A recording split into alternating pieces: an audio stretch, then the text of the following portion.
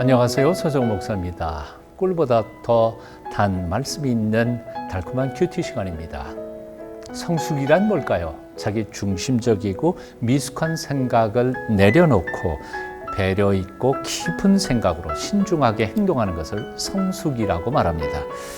성숙한 그리스도인, 성숙한 교회가 되기 위해서 가장 중요한 것은 무엇보다도 예수님의 마음을 품는 것이 아닐까 생각해 봅니다. 그렇기 때문에 오늘도 날마다 말씀을 읽어야 할 것이라고 생각이 들고요. 오늘 아침 이제 또 달콤한 큐티 시작해 봅니다.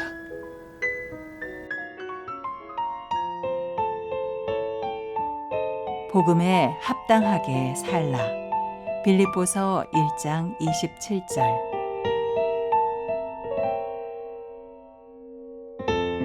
오직 너희는 그리스도의 복음에 합당하게 생활하라. 이는 내가 너희에게 가보나 떠나 있으나 너희가 한 마음으로 서서 한 뜻으로 복음의 신앙을 위하여 협력하는 것과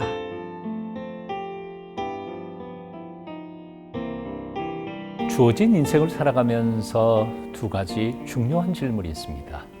왜 그리고 어떻게라는 말입니다. 왜는 인생의 목적을 위한 질문이고요. 그리고 어떻게는 인생을 살아가는 삶의 자세에 대한 질문입니다. 사도 바울은 앞에서 죽든지 살든지 내 몸에서 그리스도가 존귀 되기를 원한다 하고 고백하면서 자신이 살아가야 하는 이유, 그리고 죽어도 좋은 이유에 대하여 말했습니다. 이제 묻습니다. 여러분들은 왜 사십니까? 그리고 무엇을 위해서 사십니까? 한번 곰곰이 생각해 보십시다. 사도 바울처럼 삶의 목적, 살아야 할 이유, 죽어도 좋은 이유에 대하여 아주 분명하고 똑똑하게 대답할 수 있게 되기를 축원합니다. 자신의 삶의 목적, 죽어도 좋은 이유에 대하여 그렇게 고백한 사도 바울은 이제 빌립보 교회 성도들에게 주어진 삶을 어떻게 살아가야 할지를 권면하고 있음을 봅니다. 27절입니다. 오직 너는 그리스도의 복음에 합당하게 생활하라. 그리스도의 복음에 합당하게 생활하라. 여기 본문에서 합당하게 살라는 헬라어 단어는 사실은 시민답게 살라는 뜻입니다. 폴리티우에스테라고 하는데 그 폴리라는 말이 폴리스라는 말에서부터 온 것입니다. 폴리스, 도시라는 뜻이죠. 빌립보시는 로마 제국을 지키기 위해서 싸웠던 로마 군인들이 퇴역해서 세운 아주 특별한 도시가 빌립보시입니다. 그래서 별명도 소로마라는 별명을 가지고 있습니다. 이 빌립보시에 사는 대부분의 사람들은 로마 시민권을 가진 사람들이었고, 그래서 로마 제국에서는 이 빌립보시에 사는 사람들을 특별 시민 대접을 했습니다.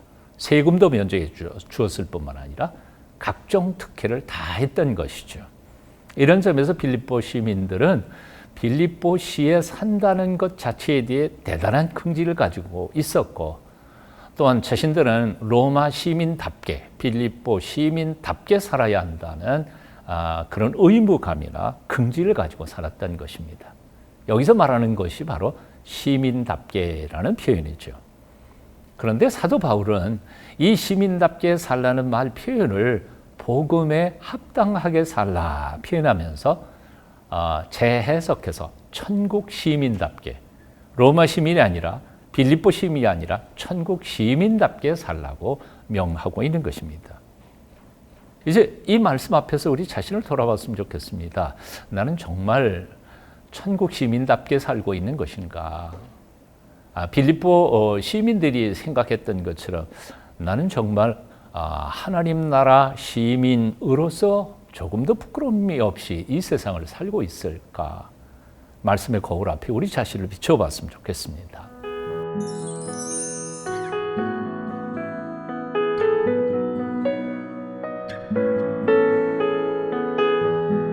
사도 바울은 복음에 합당하게 또는 천국 시민답게 사는 세 가지 방법을 본문에서 가르쳐주고 있음을 봅니다. 먼저 27절 하반절이죠. 너희가 한 마음으로 서서 한 뜻으로 복음의 신앙을 위하여 협력하는 것과, 여기 이렇게 되어 있습니다. 한 마음으로 서서 한 뜻으로 복음의 신앙을 위하여 협력하는 것. 이것이 첫 번째 복음에 합당하게 사는 것, 혹은 천국 시민으로 사는 방법이라고 가르쳐 준 것입니다. 자, 한번 생각해 보시죠. 복음이라는 게 뭘까요? 복음은 예수 그리스도께서 이 땅에 오셔서 화목제물로 자신을 죽이심으로 해서 거룩하신 하나님과 죄에 빠진 인간이 우리 사이에 화목의 대서로서 하나님과 우리를 하나 되게 하신 사건, 그 기쁜 소식을 복음이라고 말하는 것이죠.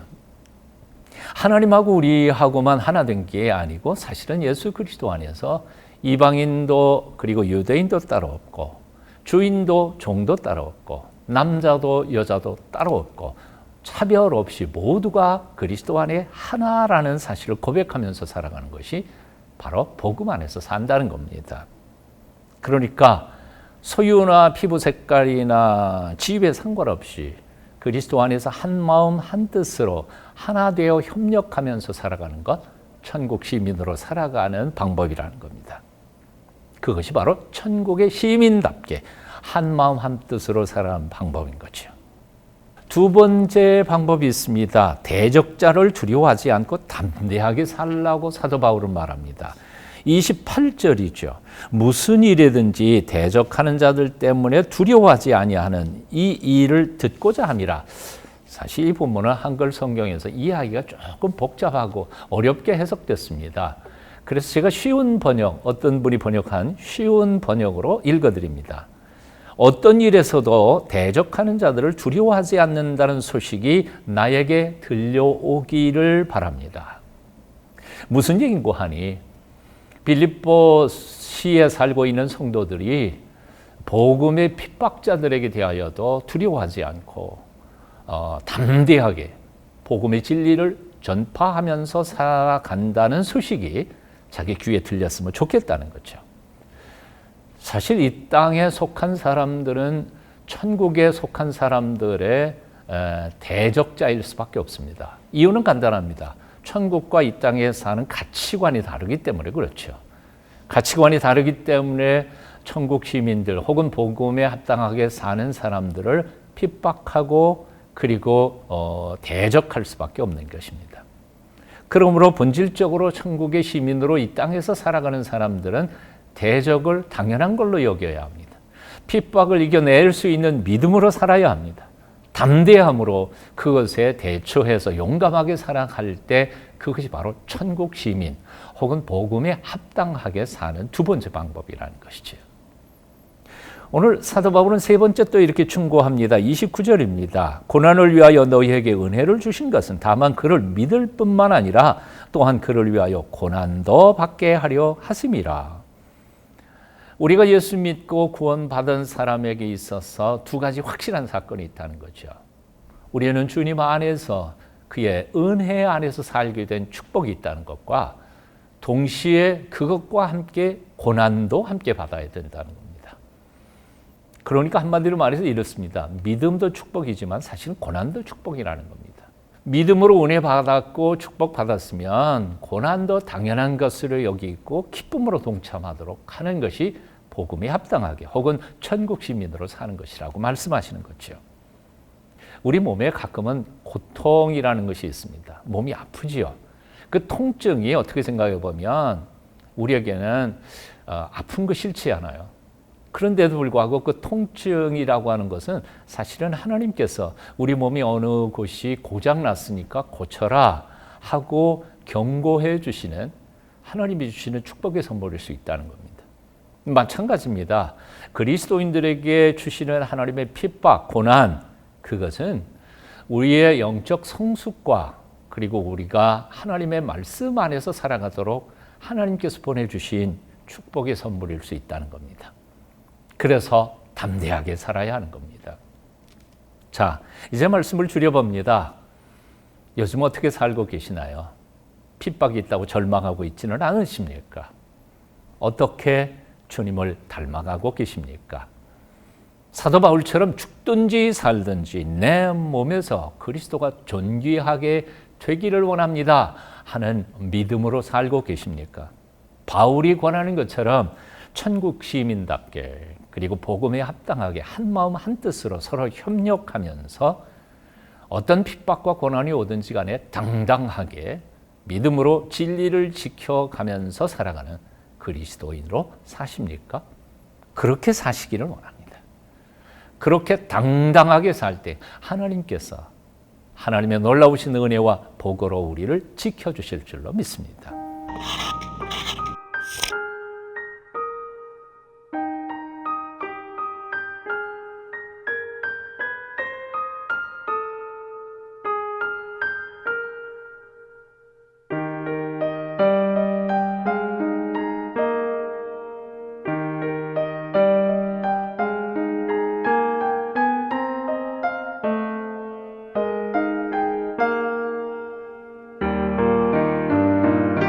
이제 오늘 우리에게 주신 메시지 다시 한번 또 외쳐보실까요? 복음에 합당하게, 천국 시민답게. 함께 묵상한 말씀, 오늘도 온종일 되새기시면서 주님과 동행하는 하루 사시기를 축원합니다. 기도하겠습니다. 한 번밖에 못 사는 인생을 사소한 일로 다투다가 보내지 않게 도와주시옵소서. 한 마음 한 뜻으로 주님만 높이며 한 영혼이라도 구원하는 하나님의 사람으로 살도록 우리를 붙잡아 주시옵소서. 예수님의 이름으로 기도합니다. 아멘.